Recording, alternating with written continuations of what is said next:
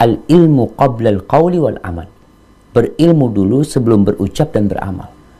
Orang yang melakukan etika, adab menurut dia bagus, tanpa ilmu, ternyata dimurkain sama Allah. Pertanyaannya, bagaimana dengan pendapat orang yang mengatakan ilmu tidak penting, asalkan adab dan akhlak kita baik? Masya Allah. Iya, pertanyaan yang menarik ini jemaah. Ilmu tidak penting asalkan akhlak dan adab baik. Gimana orang akan berakhlak baik? Gimana orang akan beradab baik tanpa ilmu? Gimana? Harus ada ilmunya. Oleh karena itu Allah mengatakan fa'lam annahu la ilaha illallah wastaghfir li dzambi. Ketahuilah. Ini ilmu dulu tentang la ilaha illallah, kita harus punya ilmunya. Kemudian baru istighfar. Makanya al-ilmu qabla al-qawli wal amal. Berilmu dulu sebelum berucap dan beramal.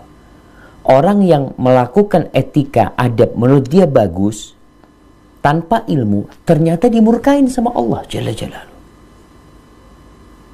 Berapa banyak tradisi-tradisi yang dianggap itu etika dan adab. Kadang-kadang orang kalau mau jalan sambil ngesot, ada yang sambil ruku ya, nggak boleh. Orang berpikir, enggak ini adab, kata dia. Tapi tadi, apakah adab ini dibenarkan oleh syariat? Di sini wahyu menjadi timbangan, neraca apakah adab dan akhlak ini baik atau tidak. Jadi tetap kalau kita lihat Rasul SAW ketika berbincang tentang seorang lelaki yang hendak meminang, kata Nabi SAW, "Idza ja'akum man tardawna dinahu wa khuluquhu." Apabila datang kepada kalian seorang laki yang secara agama dan akhlak baik. Dua. Memang sebagian ulama mengatakan, aku tuh lebih suka duduk sama orang fasik yang beradab dan beretika daripada sama orang yang pandai baca Al-Quran cuma nggak ada akhlaknya. Itu benar. Kenapa? Ini orang berilmu nggak punya akhlak, bahaya.